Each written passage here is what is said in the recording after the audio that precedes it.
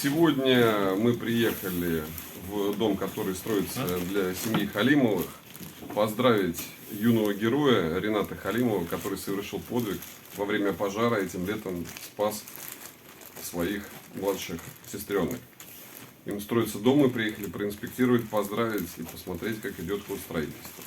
В августе при поддержке меценатов этот дом начало строить. Благодаря нашим спонсорам вот прекрасный дом получился. 4 здесь детей с матерью будет жить. И сегодня вот приехал руководитель Следственного комитета нашей республики. Также вручили награду и нашему юному герою. И, конечно же, отрадно то, что вот наша семья, многодетная семья, будет жить в таких комфортных условиях благодаря нашему меценату, который вложил все усилия для строительства этого дома.